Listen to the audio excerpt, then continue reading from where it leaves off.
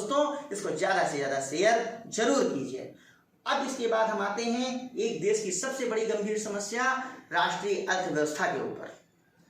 जी हाँ दोस्तों, राष्ट्रीय अर्थव्यवस्था कहाँ से चलती है?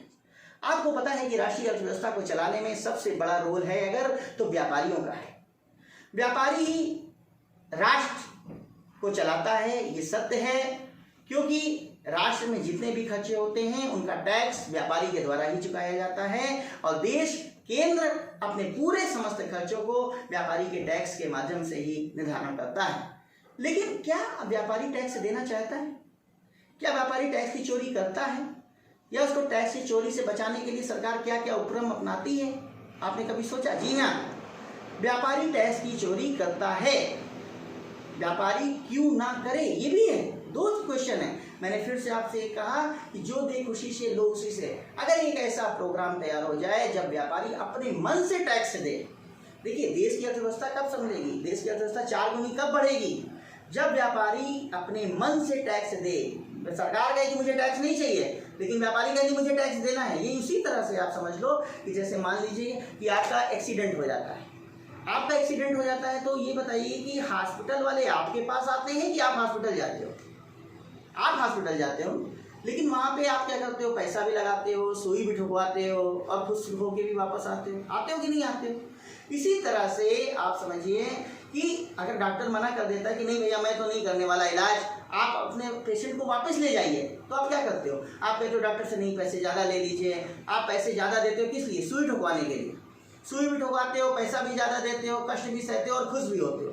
तो इसी तरह से इस टैक्स का दायरा होना चाहिए। सरकार मना करे लेकिन व्यापारी बोले कि मुझे नंबर 2 का काम करना ही नहीं है भैया, मुझे तो नंबर 1 का काम करना है, मुझे पूरा टैक्स देना है।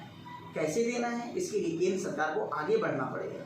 कैसे व्यापारियों के हितों की रक्षा करनी पड़ेगी, वो क्या प्रोग्राम है, ऐसा पूरा एक प्रोग्राम का शोध भी मैंने तैयार करके रखा हुआ है कि कोई व्यापारी टैक्स की चोरी नहीं करेगा। मैं भी एक व्यापारी हूँ, मैं व्यापारियों की ओर से एक तरह से मैं बात कर रहा हूँ। आप समझिए, मैं व्यापारियों की ओर से आश्वासन देता हूँ, मैं जितेश केसरवानी आश्वासन देता हूँ कि कोई व्यापारी टैक्स की चोरी नहीं करेगा। लेकिन उसके लिए केंद्र सरकार को भी कुछ कार्य और कुछ निर्णय करने पड़ेंगे। वो ऐसे कौन से कदम है कि जब व्यापारी टैक्स की चोरी नहीं करेगा, व्यापारी एक ईमानदार करदाता के रूप में पूरा कर चुकाएगा, जिससे कि देश की अर्थव्यवस्था 4 गुनी हो सकती है।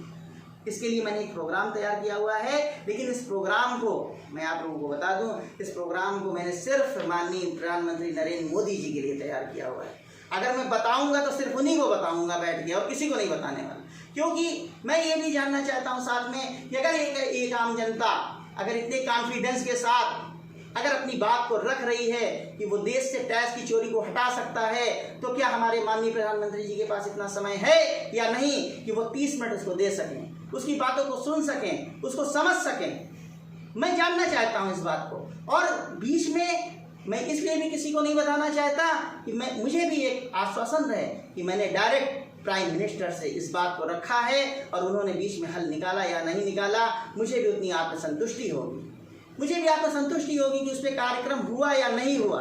और ये एक बहुत अच्छा प्रोग्राम है जो कि मैंने निकाला हुआ है। और आप सभी लोगों से विनम्र निवेदन है कि इसको इतना लाइक और इतना शेयर कर दीजिए, इतना शेयर कीजिए कि ये वीडियो हमारी माननीय मोदी जी के पास जरूर पहुँचे, जिससे कि वो शायद मुझे समझ सकें और शायद देश की अर्थव्यवस्था हमारी बहुत ही विशाल स्तर पर आ सके और हमारा हिंदुस्तान फिर से सोने की चिड़िया बन सके।